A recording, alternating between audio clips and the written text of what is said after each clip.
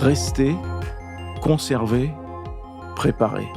Faut-il une cohabitation ou non? Atmosphère silencieuse pour le premier face-à-face Mitterrand-Chirac. Au cours du Conseil des ministres, le premier de la cohabitation. L'opposition à François Mitterrand a été véhémente. Il y a une atmosphère littéralement à couper au couteau.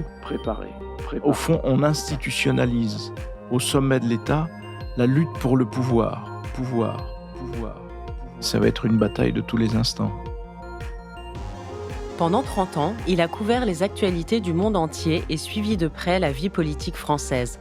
Un regard privilégié sur un monde et ses mutations, celui d'un homme à la tête du quotidien français de référence.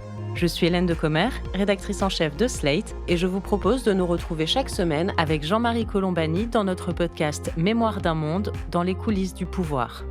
On va y évoquer ensemble l'histoire d'un homme, celle du monde, l'histoire des mondes. Bonjour Jean-Marie Colombani. Bonjour Hélène.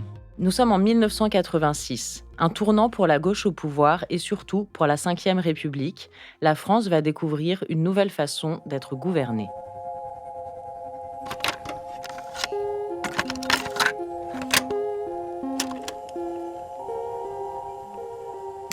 Tout de suite, donc, l'actualité, dominée ce matin par ce premier face-à-face, François Mitterrand, Jacques Chirac. C'était à l'Élysée, au cours du Conseil des ministres, le premier de la cohabitation.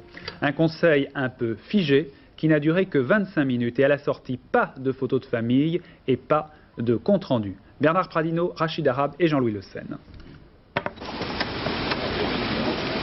Jacques Chirac ne s'installera pas à l'hôtel Matignon. Entendez par là que le maire de Paris gardera ses appartements de l'hôtel de ville. Il n'ira rue de Varennes que pour travailler dans son bureau de Premier ministre, comme il l'a fait ce matin à 9h30. Rejoint par tous les nouveaux ministres, Édouard Balladur en tête, Jacques Chirac a insisté sur le fait qu'il ne s'agissait pas d'un conseil de cabinet, ce qui rappellerait un petit peu trop la 4ème République, mais bien d'une première prise de contact, une réunion un peu exceptionnelle, avant que tout le monde n'aille à l'Élysée pour le véritable Conseil des ministres. On l'a entendu, 1986 est l'année de la première cohabitation. Le président socialiste Mitterrand va devoir composer avec un Premier ministre gaulliste, Jacques Chirac. Comment est-ce qu'on en arrive là, Jean-Marie? Comment la gauche s'est-elle mise dans cette situation? C'est une série de revers successifs dans l'opinion française. Il y a d'abord le tournant de la rigueur, donc de l'austérité, qui a renversé la popularité du pouvoir, celle de Mitterrand, celle de son Premier ministre, Pierre Mauroy, et donc un mécontentement très fort qui s'est installé. En plus, c'est une période où arrivent de très grandes restructurations. Il y a des pans entiers de l'industrie française qui dépérissent et qui sont attaqués parce que de moins en moins compétitifs. Et donc, il y a des grandes vagues de restructuration, notamment dans la sidérurgie, avec des milliers et des milliers de licenciements, des problèmes de comment traiter le chômage. Le chômage arrive, le chômage de masse s'installe. C'est quelque chose aussi de très, très pesant, alors que dans la campagne présidentielle de 1981, les socialistes avaient vigoureusement dénoncé le taux de chômage légué par Giscard d'Estaing. Et eux, ils en arrivent à un taux de chômage qui est facilement le double du legs en question. Donc il y a cette toile de fond de mécontentement qui est liée à ces épisodes-là. Et puis après, il y a eu le point culminant de l'affrontement entre l'opposition et le pouvoir avec l'affaire de l'école privée. Donc tout cela laisse des traces. Laurent Fabius est nommé en remplacement de Pierre Mauroy. Il est là pour apaiser les choses et pour préparer les élections qui arrivent. Mais néanmoins, le terrain à remonter est tellement important qu'on en arrive à ce vote hostile des Français et qui va provoquer le grand débat sur faut-il une cohabitation ou non, avec les partisans de l'un et de l'autre. Du côté des intégristes un petit peu de la Constitution, il y a l'idée que le général de Gaulle, s'il avait été dans cette situation, désavoué par les Français à des élections législatives, aurait aussitôt quitté le pouvoir. Et d'autres qui disent au contraire, mais non, les institutions sont suffisamment souples et suffisamment adaptables pour qu'on considère qu'une cohabitation doit s'ouvrir, et c'est ce parti-là de la cohabitation qui l'emporte. Et pourtant, Mitterrand avait bien senti que ça allait être compliqué. Il avait quand même tenté un coup de Jarnac constitutionnel. Le trait de génie de François Mitterrand, en effet, c'est de changer le mode de scrutin. Et donc, il fait adopter la proportionnelle. Et la représentation proportionnelle a pour effet de améliorer la représentation à l'Assemblée nationale. Et donc, arrive d'ailleurs, à ce moment-là, grâce à cette proportionnelle, 35 députés du Front national. et la On a pu lui droite. reprocher par la suite. Bien sûr, et d'autant qu'il y avait toujours eu un petit jeu entre lui et Jean-Marie Le Pen. Par exemple, quand Jean-Marie Le Pen était empêché de s'exprimer quelque part, il lui était arrivé de saisir le président de la République, lequel avait dit qu'il pensait que c'était injuste. Enfin, il avait renvoyé des signes disant que voilà, Jean-Marie Le Pen devait faire partie au fond du débat national. Et donc François Mitterrand a été longtemps d'ailleurs accusé d'avoir facilité ou favorisé la montée du Front national. En tout cas, ce que cela a favorisé vraiment, c'est que la droite n'a pas pu être écrasante. Si elle avait été écrasante, pour François Mitterrand, c'eût été extrêmement difficile de rester au pouvoir. Mais là, elle est un petit peu dispersée. Il y a le poids propre du Front national, il y a la gauche qui subsiste avec un nombre de députés important. Donc il y a une assemblée qui est une assemblée certes à majorité de droite, certes avec un gouvernement qui va être un gouvernement de droite reflétant cette majorité, mais ça n'est pas du tout l'écrasement, la vague qui submerge tout et qui eût obligé évidemment François Mitterrand à quitter le pouvoir. Donc il reste grâce à cette manœuvre de la proportionnelle que les Français d'ailleurs avaient parfaitement compris, je crois. Et donc s'engage cette fameuse cohabitation.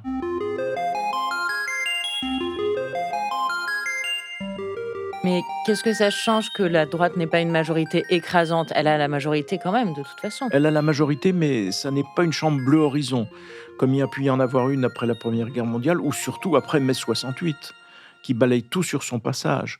Il y a toujours, quand il y a un vote, et un vote national, il y a toujours un effet de souffle. Par exemple, dans la réélection d'Emmanuel Macron, il y a eu 0 effet de souffle. C'est une grande première sous la Ve République.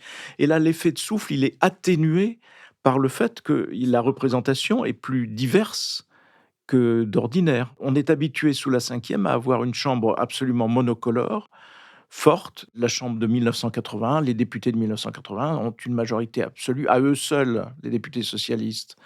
Et plus les communistes, ça fait une majorité écrasante et la droite paraît totalement minorée.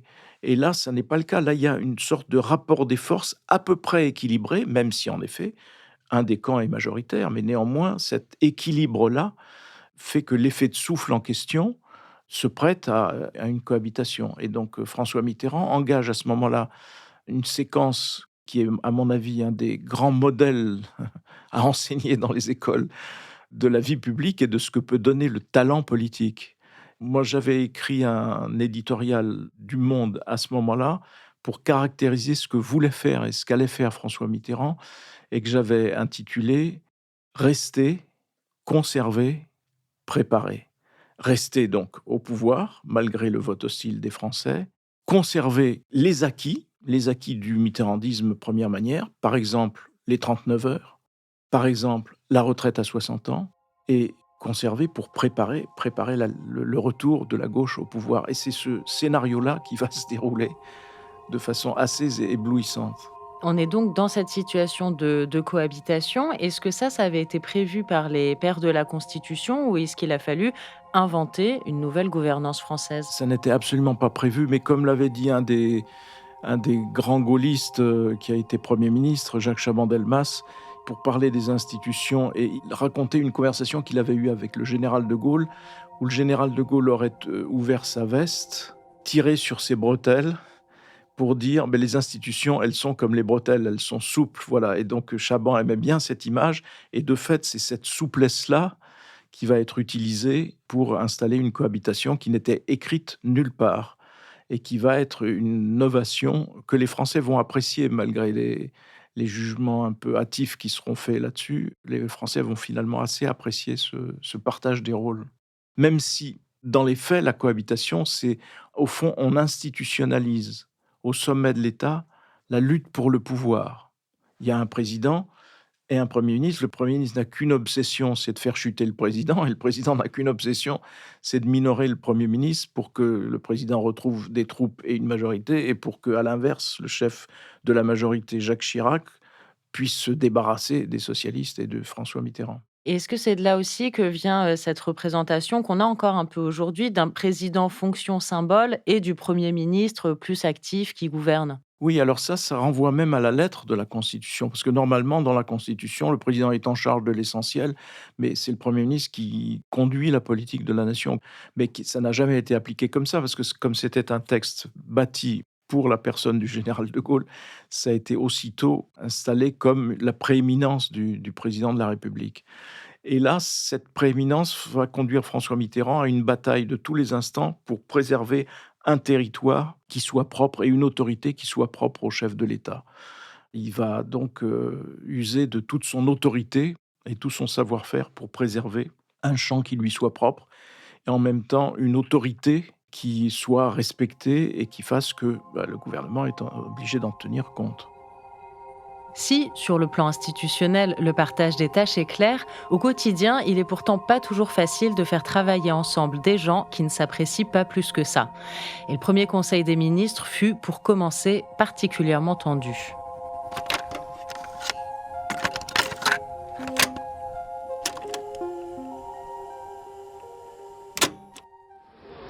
« 10h45, arrivée à l'Élysée du cortège de tous les nouveaux ministres. Il y a ceux que l'on reconnaît et ceux pour lesquels les photographes ne se hasardent pas à donner de nom. Vous le voyez, l'ambiance était plutôt décontractée à l'extérieur. Ce n'était pas du tout le cas à l'intérieur de l'Élysée. Atmosphère silencieuse pour le premier face-à-face Mitterrand-Chirac. Tous les visages étaient très tendus. À sa sortie, après une demi-heure de conseil seulement, Jacques Chirac était à peine plus souriant. 30 minutes pour un premier Conseil des ministres, Jean-Marie, c'est très court. Oui, et c'est le reflet du climat qui existait à l'époque. Il faut bien se rappeler que l'opposition à François Mitterrand était véhémente.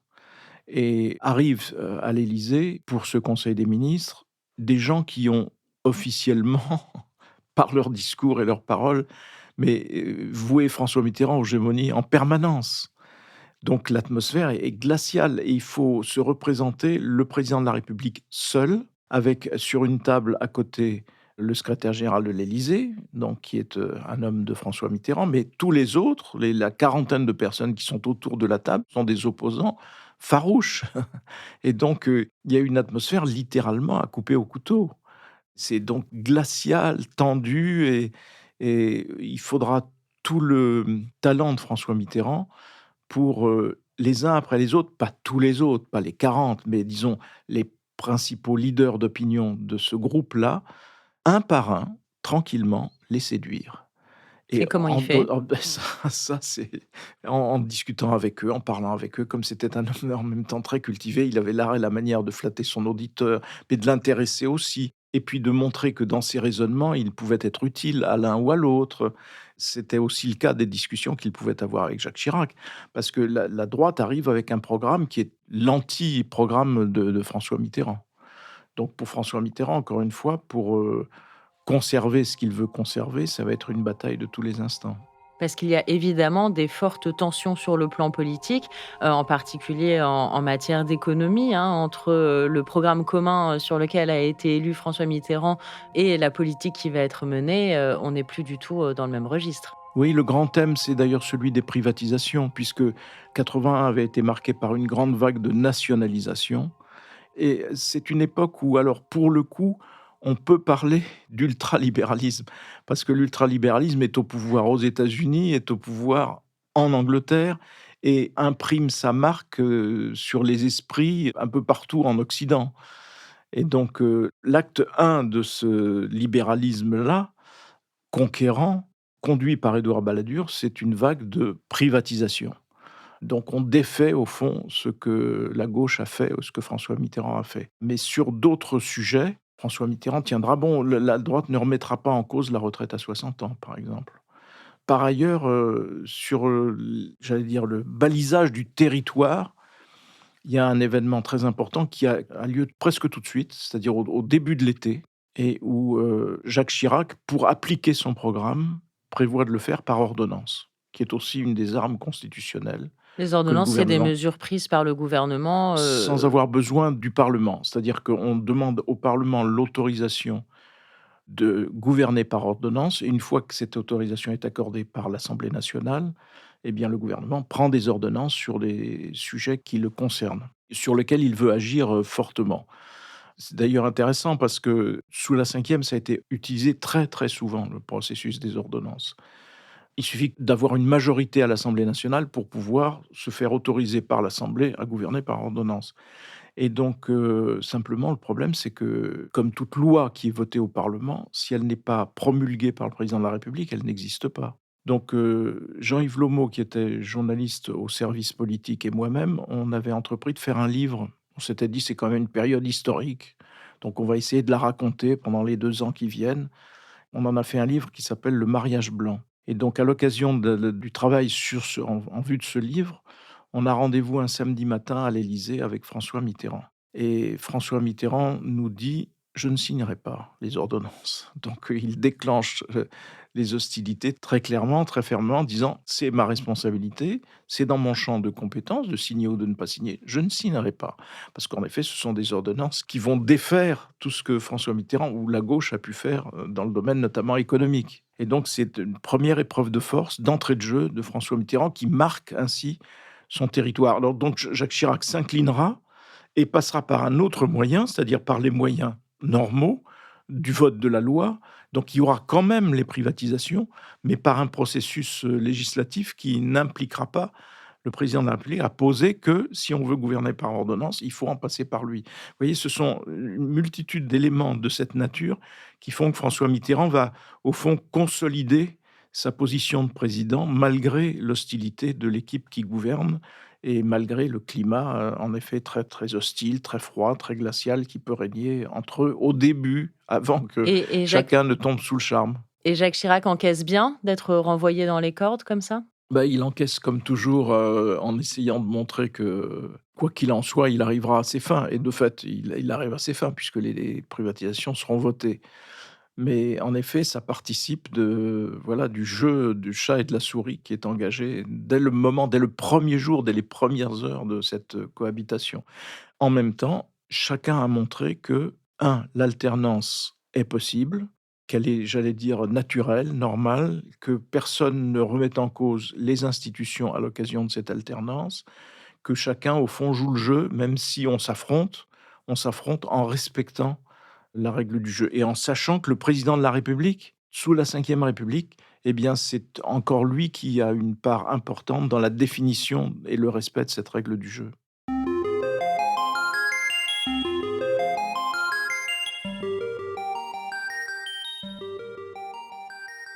Cette première cohabitation est donc inédite. Il n'empêche qu'il y en aura d'autres, hein, même juste un tout petit peu plus tard, quelques années après, avec Édouard Balladur notamment. Comment est-ce que l'opinion publique perçoit cet exécutif à double tête?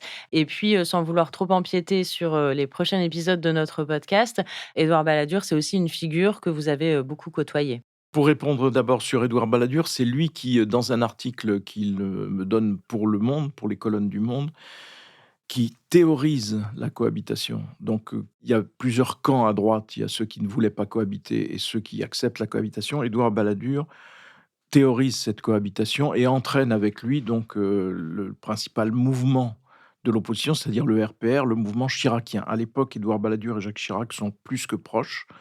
Édouard Balladur est le principal conseiller de Jacques Chirac. Ils sont, j'allais dire, comme, liés comme les doigts d'une main. Ils sont inséparables et ils travaillent vraiment en parfaite harmonie. Et moi, mon problème, c'est, comme tout bon journaliste du monde, enfin bon, je ne devrais pas me décerner ce bon, mais il faut être au plus près de ses interlocuteurs et il faut être, au fond, dans l'univers que vous couvrez, il faut quand même être comme un poisson dans l'eau, ce qui ne signifie pas que vous êtes en connivence ou vous êtes quoi que ce soit de cette nature, mais il faut quand même être le premier informé. Dans un journal, quoi qu'il arrive, un journal d'information, quand vous êtes le premier sur l'information et que vous détenez l'information le premier et la plus complète, c'est vous qui gagnez. Donc, la règle du jeu, elle est simple. Donc, il fallait ausculter Édouard Balladur autant de fois que nécessaire parce qu'il était probablement plus bavard que ne pouvait l'être Jacques Chirac et ainsi de suite. Et donc j'ai noué en effet une relation, constante avec Édouard Balladur, mais qui datait aussi de la période d'opposition parce que même chose, quand les gens sont dans l'opposition, c'est là qu'ils sont les plus bavards et qui se lâchent le plus. Donc c'est là qu'on apprend au fond beaucoup de choses qui servent ensuite au travail d'un rubricard. Et ça m'a valu ensuite quelques critiques vigoureuses et violentes, mais dans une De la phase part de qui? ultérieure, à la fois dans l'opinion de Jacques Chirac, d'un certain nombre de journalistes, et cetera.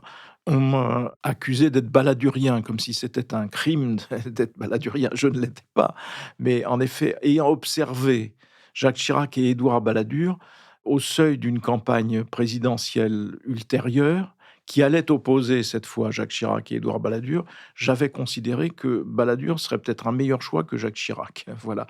Mais nourri par l'expérience, du gouvernement Chirac, hein, mais on reviendra sans doute sur tous ces épisodes. La relation avec Édouard Balladur, pour ce qui me concerne, elle est une relation en effet de confiance, elle est une relation de respect mutuel, mais elle n'est pas une relation de connivence et je pense que c'est faire son métier que cela. C'est que vous savez, aujourd'hui, on reproche même aux journalistes politiques de déjeuner avec le président de la République. C'est une absurdité totale, je veux dire. Moi, c'est une des premières choses que m'avait dit Jacques Fauvet, qui était un ancien journaliste politique, directeur du Monde, qui était le directeur qui m'a embauché au Monde. Il m'avait dit: «Dans le milieu que vous observez, il faut que vous soyez comme un poisson dans l'eau. Pour bien connaître et bien raconter, il faut quand même bien connaître les gens aussi. Donc il faut déjeuner avec eux, il faut les rencontrer, il faut parler avec eux, ainsi de suite». Ce qui était mon cas avec Édouard Balladur. En tout cas, le rôle d'Édouard Balladur dans cette période est fondamental parce qu'il entraîne l'adhésion de son camp à la cohabitation, il la théorise et il la mettra ensuite, en pratique. Et du coup, concrètement, comment est-ce qu'elle se manifeste, cette proximité? Est-ce qu'il y a des rendez-vous, des temps passés, avec Balladur, en l'occurrence? Il y a 3 façons. Il y a le petit déjeuner, le déjeuner ou le rendez-vous. Et donc avec Édouard Balladur, c'était autre chose, c'était le thé. On prenait le thé accompagné de petits gâteaux, parce que Édouard Balladur aimait bien, à heure fixe l'après-midi, avoir son thé et ses gâteaux. Et donc il m'invitait à partager avec lui, ce qui était un moment, tranquille et en même temps très, très bon. Mais c'était aussi un peu caricatural parce que Édouard Balladur, arrivant ministre d'État, ministre des Finances, et cetera, prend le contre-pied du gouvernement précédent. Donc le gouvernement précédent avait décidé le transfert du ministère de l'Économie et des Finances à Bercy et Édouard Balladur entend rester au Louvre. Il fait réinstaller les bureaux du ministre au Louvre. Il fait revenir les fameux huissiers à chaîne, ceux qui apportent le thé d'ailleurs, ceux qui vous ouvrent la porte, qui vous introduisent.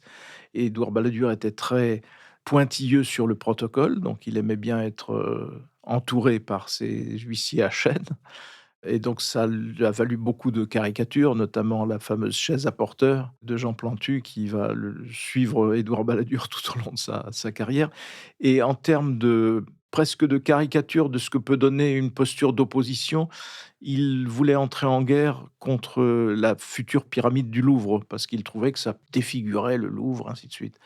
Donc il aura tort sur toute la ligne, il aura tort sur la pyramide, il aura tort aussi sur le ministère parce que le ministère finira par être transféré à Bercy. Mais néanmoins, ça l'a desservi parce que ça donnait de lui une image, assez monarchique, alors qu'en fait, l'homme ne l'était pas vraiment. Je veux dire et dans ces discussions autour d'une tasse de thé, on pouvait vraiment aller au fond des choses avec lui, le contredire, questionner et puis être au clair sur ce qu'il avait en tête et ce que le gouvernement allait faire, ce qui était ce que je recherchais moi pour ce qui me concerne, pour ensuite le raconter dans le monde. Pour revenir à la cohabitation, qui est celle d'aujourd'hui, celle de 86, comment est-ce qu'elle est perçue par l'opinion publique? Les Français viennent de voter, donc ils viennent de voter pour la cohabitation, donc ils vont pas se dédire tout de suite. Donc au départ, ça part plutôt bien et on observe avec attention comment les uns et les autres vont se comporter. Un autre terrain d'affrontement très rapidement, c'est le terrain international. Par exemple, dans les sommets européens qui sont si importants, c'est le président de la République qui y va et qui négocie, qui représente la France. Et là, Jacques Chirac s'était, invité aux côtés de François Mitterrand. Et il y avait eu une bataille au départ entre les 2, entre l'Élysée et Matignon, pour savoir si c'est Jacques Chirac qui irait désormais présider les délégations françaises, ce qui pouvait se défendre au sommet européen, ou si François Mitterrand serait quand même là. Or, dans la Constitution, il y a en quelque sorte un domaine réservé au président de la République, c'est la défense, il est le chef des armées, et c'est l'action extérieure de la France. C'est-à-dire le sort du pays, au fond. Et donc, finalement, ils y allaient en couple. Et ils y allaient tous les 2. Donc tout ça, au fond, était de nature à rassurer l'opinion. Dans les études d'opinion, il me semble me souvenir qu'il y avait un mécontentement, où quand on posait la question aux Français sur, «Est-ce que vous aimez ou pas la cohabitation?» c'était plutôt: «On n'aime pas», mais néanmoins, ils revoteront pour des cohabitations plusieurs fois. Donc c'est finalement un système qui leur plaisait pas mal parce qu'on alliait 2 contraires et donc on mettait tout le monde ensemble et voilà, il y a quelque chose qui correspond à une vieille, au fond, aspiration des Français. Alors, dans la caricature de cette aspiration, ça donne, Pétain et De Gaulle. Il y a des gens qui ont cru que Pétain et De Gaulle étaient conciliables. Là, c'était quand même très différent, hein. Mitterrand et Chirac, c'était parfaitement conciliable et on le verra de plus en plus au fur et à mesure du déroulement des mandats de François Mitterrand. Vous venez d'écouter Mémoire d'un monde, dans les coulisses du pouvoir, un podcast de Jean-Marie Colombani, produit et réalisé par Slate Podcast. Direction éditoriale, Christophe Caron et Hélène de Commer. Production éditoriale, Christophe Caron, Hélène de Commer et Aurélie Rodriguez. Conseillère éditoriale, Florence Colombani. Prise de son, montage et réalisation, Aurélie Rodriguez. Musique, Victor Benamou. Ce podcast a été réalisé avec l'aide de Mona Delahaye et Clémentine Amblard.